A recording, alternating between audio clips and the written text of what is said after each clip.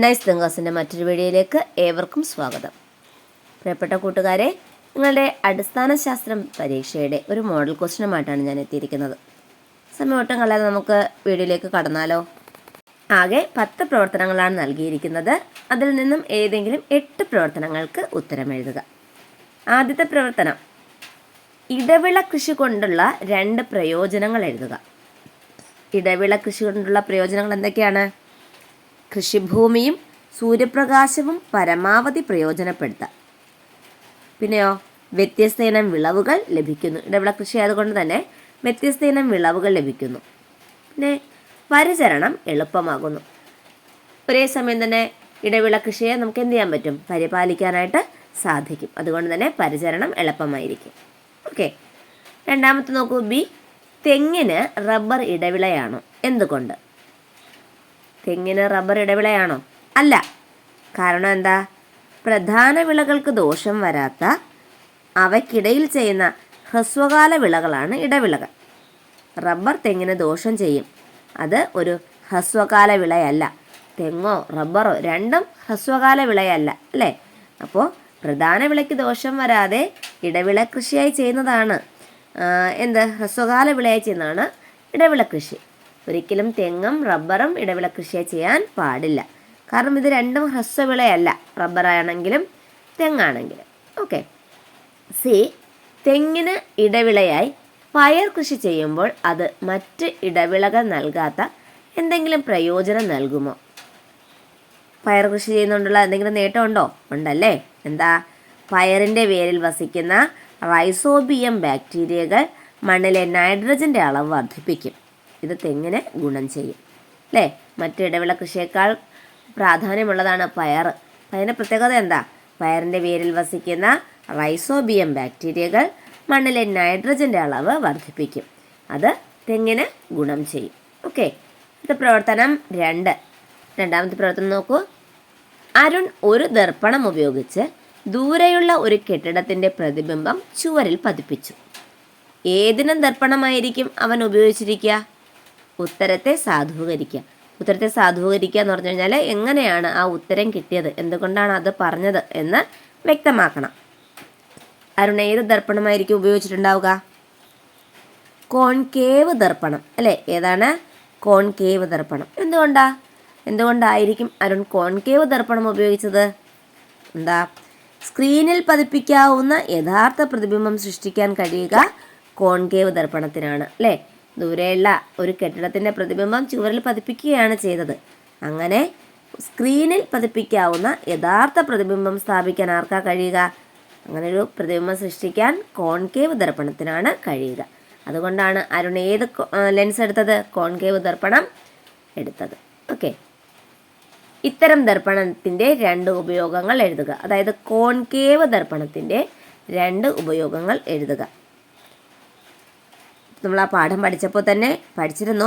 Telescope നിർമ്മാണത്തിനും shaving മിററായിട്ടും ഒക്കെ എന്താ ഉപയോഗിക്കുന്നത്? കോൺകേവ് ദർപ്പണമാണ് ഉപയോഗിക്കുന്നത്, അല്ലേ? പിന്നെ ഈ ദർപ്പണത്തിൻ്റെ ഒരു രേഖാചിത്രം വരയ്ക്കുക. അറിയാമല്ലോ രേഖാചിത്രം എങ്ങനെ ഇരിക്കും? ഇതാണ് കോൺകേവ് ദർപ്പണത്തിൻ്റെ രേഖാചിത്രം. ഓക്കെ, അപ്പോൾ അടുത്ത പ്രവർത്തനത്തിലേക്ക് പോകാമല്ലോ. പ്രവർത്തനം 3 നോക്കൂ. പ്രവർത്തനം 3, സൂചകം ദ്രാവകം 1-ലെ നിറം, ദ്രാവകം 2-ലെ നിറം, ദ്രാവകം 3-ലെ നിറം. സൂചകം നീല ചെമ്പരന്തി പേപ്പർ.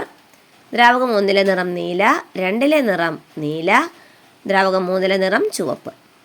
ഫിനോൾഫ്തലിൻ ദ്രാവകം 1-ലെ നിറം പിങ്ക്, 2-ലെ നിറം മാറിയില്ല, 3-ലെ നിറം മാറിയില്ല. ചോദ്യം ഇതാണ്: ദ്രാവകം 1, 2, 3 എന്നിവയുടെ സ്വഭാവം തിരിച്ചറിയുക. ദ്രാവകം 1 എന്താ? ആൽക്കലി, അല്ലേ? ദ്രാവകം 1 ആൽക്കലി, അതായത് നീല ചെമ്പരന്തി പേപ്പർ ആൽക്കലിയിൽ മുക്കുമ്പോൾ അതെന്ത് നിറമായിരിക്കും? നീല നിറമായിരിക്കും. ഇനി ദ്രാവകം 2 അത് നിർവീര്യ ദ്രാവകമാണ്. കാരണം അതുകൊണ്ട് തന്നെ അതിൻ്റെ നിറം എന്ത് തന്നെയായിരിക്കും? നീല തന്നെയായിരിക്കും. ദ്രാവകം 3 നീല ചെമ്പരന്തി ചുവപ്പായിട്ട് മാറി. അങ്ങനെയാണെങ്കിൽ ദ്രാവകം 3 ആസിഡ്. ഓക്കെ, ഫിനോൾഫ്തലിൻ ആൽക്കലിയിലെ പിങ്ക് നിറമായിരിക്കും, നിർവീര്യത്തിലെ നിറം മാറില്ല. പിന്നെ ഫിനോഫ്തലിൻ ആസിഡിലും നിറം മാറില്ല. ക്ലിയർ? അപ്പോൾ ദ്രാവകം 1 ആൽക്കലി, ദ്രാവകം 2 നിർവീര്യം, ദ്രാവകം 3 ആസിഡ്. ക്ലിയർ? നോക്കൂ, നീല ചെമ്പരന്തി പേപ്പറിനും ഫിനോഫ്തലിനും പകരമായി ഉപയോഗിക്കാവുന്ന ഓരോ സൂചകങ്ങളുടെ പേരെഴുതുക. എന്തൊക്കെ ഉപയോഗിക്കാം? നീല ചെമ്പരന്തി പേപ്പറിന് പകരം മേഥൈൽ ഓറഞ്ച് ഉപയോഗിക്കാം, അല്ലേ? മേഥൈൽ ഓറഞ്ച്. ഫിനോഫ്തലിന് പകരം മഞ്ഞൾ, അല്ലേ? ഫിനോഫ്തലിന് പകരം മഞ്ഞൾ ഉപയോഗിക്കാം. നീല ചെമ്പരന്തി പേപ്പറിന് പകരം മേഥൈൽ ഓറഞ്ച് ഉപയോഗിക്കാം. ഓക്കെ, അടുത്ത ചോദ്യം നോക്കൂ. മഞ്ഞൾ ഉപയോഗിച്ച കറിപുരണ്ട വസ്ത്രം സോപ്പ് ഉപയോഗിച്ച് കഴുകുമ്പോൾ അവിടം ചുവക്കാറുണ്ട്. ഇതിനും കാരണമെന്ത്? എന്തുകൊണ്ടാണ്? മഞ്ഞൾ ആൽക്കലിയുടെ സൂചകമാണ്. സോപ്പിൽ ആൽക്കലി അടങ്ങിയിട്ടുണ്ട്. മഞ്ഞൾ ആൽക്കലിയുടെ സൂചകമാണ്. അതുപോലെ തന്നെ നമ്മുടെ സോപ്പിലും ആൽക്കലി അടങ്ങിയിട്ടുണ്ട്. അതുകൊണ്ടാണ് മഞ്ഞളിൽ സോപ്പ് തേക്കുമ്പോൾ എന്ത് നിറം വരുന്നത്? ചുവപ്പ് നിറം വരുന്നത്. പ്രവർത്തനം 4. താഴെ പറയുന്ന പ്രസ്താവനകൾ യോജിക്കുന്നത് ഏതിനം പല്ലുകൾക്കാണ്? ദന്തം പഠിച്ചത് ഓർക്കുന്നുണ്ടല്ലോ. അപ്പോൾ താഴെ പറയുന്ന പ്രസ്താവനകൾ യോജിക്കുന്നത് ഏതിനം പല്ലുകൾക്കാണ്? കടിച്ചു മുറിക്കാൻ സഹായിക്കുന്നു, കടിച്ചു കീറാൻ സഹായിക്കുന്നു, ചവച്ചരയ്ക്കാൻ സഹായിക്കുന്നു. എന്തൊക്കെയാ? ആദ്യത്തേത് കടിച്ചു മുറിക്കാൻ സഹായിക്കുന്നത് ഏത് തരം പല്ലുകളാ? കടിച്ചു മുറിക്കാൻ ഉളിപ്പല്ല്, അല്ലേ? കടിച്ചു കീറാൻ കോമ്പല്ല്, കോമ്പല്ല്. ഇനി ചവച്ചരയ്ക്കാനോ? ചവച്ചരയ്ക്കാൻ ചവർണകവും ചവർണകവും അഗ്രചവർണകവും. ഓക്കെ, നമ്മൾ കടവായിലെ പല്ലെന്ന് പറയും, അല്ലേ? അത് തന്നെയാണ് ചവർണകവും അഗ്രചവർണകവും. ക്ലിയർ? രണ്ടാമത്തെ ക്വസ്റ്റ്യൻ. സസ്യാഹാരികളുടെയും മാംസാഹാരികളുടെയും പല്ലിൻ്റെ പൊതു സവിശേഷത എന്താണ്? പ്രത്യേകത എന്താണ്? സസ്യാഹാരികൾക്കും മാംസാഹാരികൾക്കും എന്ത് പ്രത്യേകതയാണ് ഉള്ളത്? മാംസാഹാരികൾക്ക് കടിച്ചു കീറാൻ സഹായകമായ കോമ്പല്ലുകളാണുള്ളത്. കടുവയുടെയും സിംഹത്തിൻ്റെയൊക്കെ പല്ല് കാണുമ്പോൾ അറിയാം കോമ്പല്ലുകളാണ്, അല്ലേ? എന്നാൽ സസ്യാഹാരികൾക്ക് കടിച്ചു മുറിക്കാനും ചവച്ചരയ്ക്കാനും പറ്റിയ ഉളിപ്പല്ലുകളും അണപ്പല്ലുകളുമാണുള്ളത്. കന്നുകാലികൾ, അതായത് ആട്, പശു, അവരുടെയൊക്കെ പല്ലുകൾ കാണുമ്പോൾ അറിയാം അവർക്ക് കോമ്പല്ലുകളില്ല, അല്ലേ? അവർക്ക് കാര്യം കടിച്ച് കീറേണ്ട ആവശ്യമില്ല, അവർക്ക് ചവച്ചരയ്ക്കുകയാണ് വേണ്ടത്. ഓക്കെ, നോക്കൂ. പല്ലിൻ്റെ ഉപരിതല പാളിക്ക് പറയുന്ന പേരെന്ത്? പല്ലിൻ്റെ ഉപരിതല പാളിക്ക് പറയുന്ന പേരാണ് ഇനാമൽ. എന്താണ്? ഇനാമൽ. അഞ്ചാമത്തെ പ്രവർത്തനം. ഇരപിടിയൻ സസ്യങ്ങൾക്ക് പ്രകാശ സംശ്ലേഷണം നടത്താൻ കഴിയാത്തത് കൊണ്ടാണ് അവ ഇരപിടിക്കുന്നത്. ഈ പ്രസ്താവന വിലയിരുത്തുക.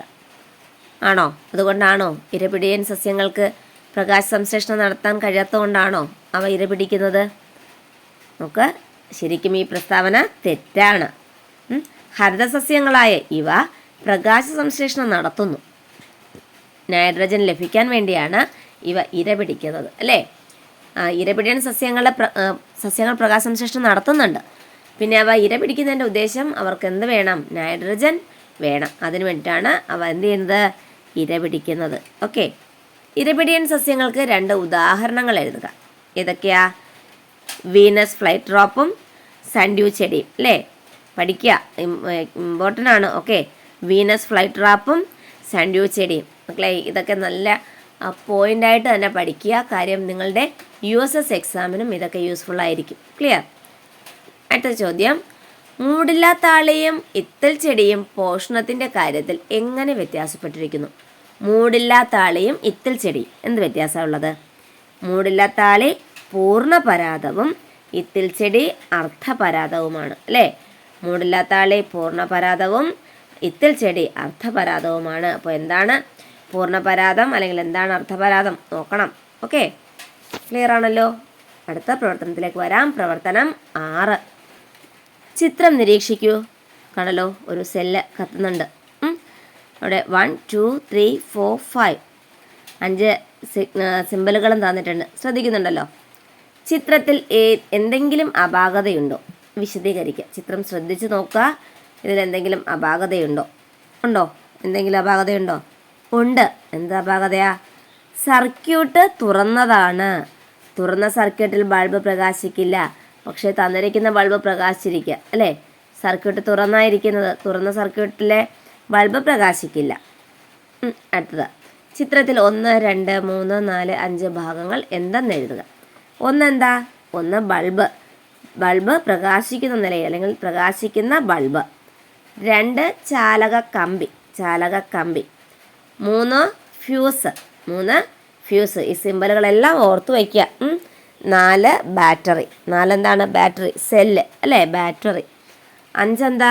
5 സ്വിച്ച്. ഓക്കെ. അടുത്ത ചോദ്യം, ഈ ചിത്രത്തിൽ എത്ര സെല്ലുകളുണ്ട്?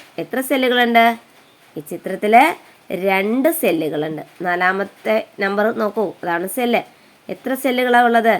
2 സെല്ലുകൾ. ഓക്കെ. 7ാമത്തെ പ്രവർത്തനം, താഴെ പറയുന്ന വസ്തുക്കളെ വൈദ്യുത ചാലകതയുടെ അടിസ്ഥാനത്തിൽ തരംതിരിച്ച് പട്ടികപ്പെടുത്തുക.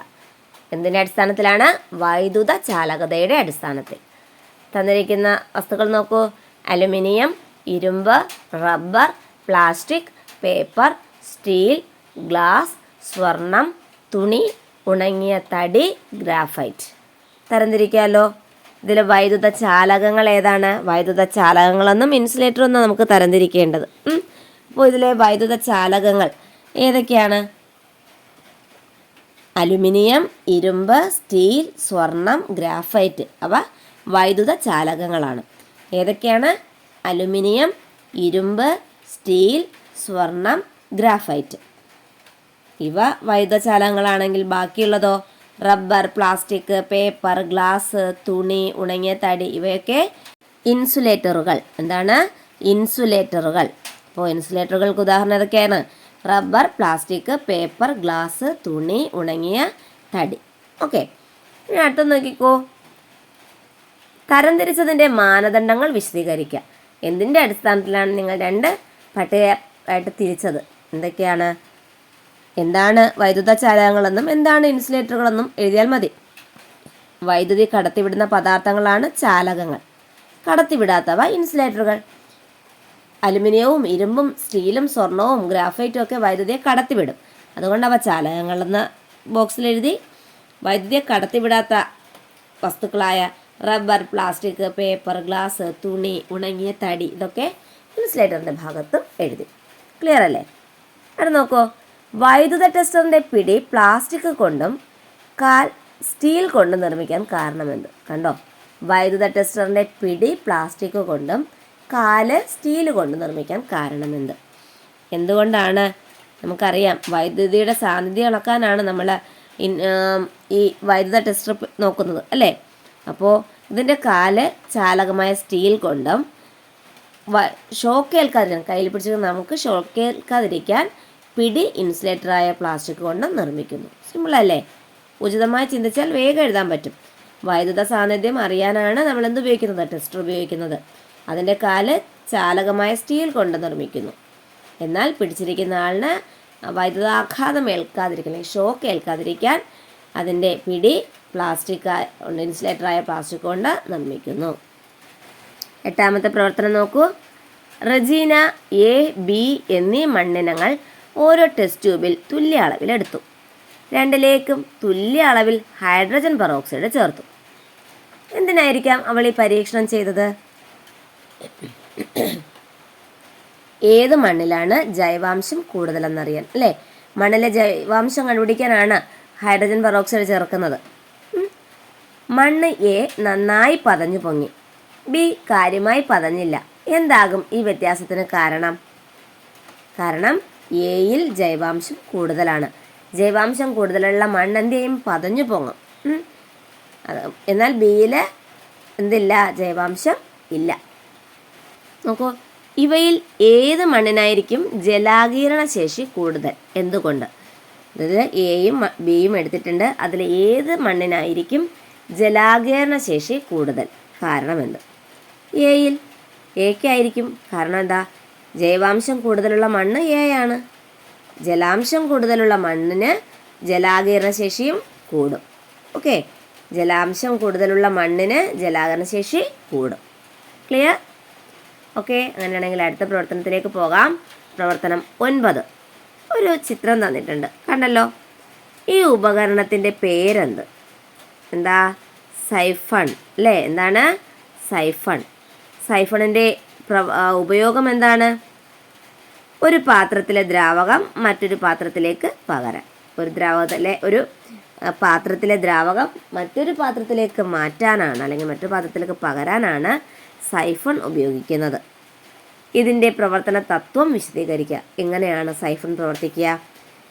സൈഫണിൻ്റെ നീളം കൂടിയ പൈപ്പ് ദ്രാവകത്തിൽ മുക്കിവെച്ച് ബോട്ടിൽ ഞെക്കുമ്പോൾ ഇതിലെ അല്പം വായു പുറത്തു പോകുന്നതിനാൽ ഉള്ളിലെ മർദ്ദം കുറയുന്നു. അപ്പോൾ ജലം സൈഫണിൽ പ്രവേശിക്കുന്നു. അല്ലേ? സൈഫണിൽ പ്രവേശിച്ചിട്ട് അടുത്ത പാത്രത്തിലേക്ക് പകർത്താനായിട്ട് സാധിക്കും. എങ്ങനെയാണ്? ഒരിക്കൽ കൂടി. സൈഫണിൻ്റെ നീളം കൂടിയ പൈപ്പ് ദ്രാവകത്തിൽ മുക്കിവെച്ച് ബോട്ടിൽ ഞെക്കുമ്പോൾ അതിലെ അല്പം വായു പുറത്തേക്ക് പോകുന്നു. അതിനാൽ ഉള്ളിലെ മർദ്ദം കുറയുന്നു. അപ്പോൾ ജലം സൈഫണിൽ പ്രവേശിക്കുന്നു. ക്ലിയർ? 10ാമത്തെ പ്രവർത്തനം. ആഴം കൂടുന്തോറും ദ്രാവകമർദ്ദം കൂടുന്നു. ഇത് തെളിയിക്കാനുള്ള ഒരു പരീക്ഷണം എഴുതുക. നൽകുന്ന സാമഗ്രികൾ പ്ലാസ്റ്റിക് ട്യൂബ്, പാത്രം, വെള്ളം. ആഴം കൂടുന്തോറും ദ്രാവകമർദ്ദം കൂടുന്നു. എങ്ങനെ തെളിയിക്കാം? പാത്രത്തിൽ വെള്ളമെടുത്ത് പ്ലാസ്റ്റിക് ട്യൂബിൻ്റെ ഒരഗ്രം അതിൻ്റെ അടിയിലേക്ക് ഇറക്കി വെച്ച് അതിലൂടെ ഊതുക. ട്യൂബിൽ നിന്നും പുറത്തു വരുന്ന കുമിളകൾ മർദ്ദം കൂടുതലുള്ള അടിഭാഗത്ത് ചെറുതായിരിക്കും. മുകളിലേക്ക് പോകുന്തോറും ദ്രാവകമർദ്ദം കുറയുന്നതിനാൽ കുമിളകൾ വലുതാകുന്നു. ഓക്കെ, നിങ്ങൾക്ക് പാഠപുസ്തകത്തിൽ തന്നിരിക്കുന്ന പരീക്ഷണങ്ങളൊക്കെ ഒന്ന് ഓർത്തു വയ്ക്കുക.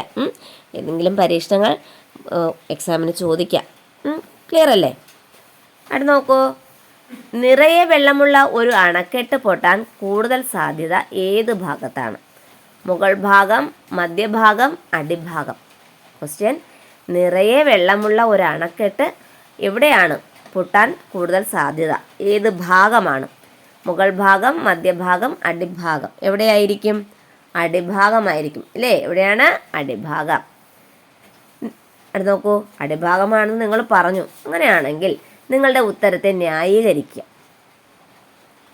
ഡാം നിർമ്മാണത്തിൽ എടുക്കേണ്ട മുൻകരുതൽ എന്ത്? ആഴം കൂടുന്തോറും ദ്രാവകമർദ്ദം കൂടുന്നു അല്ലേ? ആഴം കൂടുന്തോറും ദ്രാവകമർദ്ദം കൂടുന്നു. അതുകൊണ്ട് തന്നെ ഡാമുകൾ പണിയുമ്പോൾ അടിഭാഗം കൂടുതൽ വണ്ണത്തിൽ നിർമ്മിക്കണം അല്ലേ? കൂടുതൽ വണ്ണത്തിൽ വേണം ഡാമുകളുടെ അടിഭാഗം നിർമ്മിക്കാൻ. ഓക്കെ, പ്രിയപ്പെട്ട കൂട്ടുകാരെ, മറ്റൊരു വീഡിയോയുമായി വീണ്ടും കാണുന്നവരെ ബൈ ബൈ.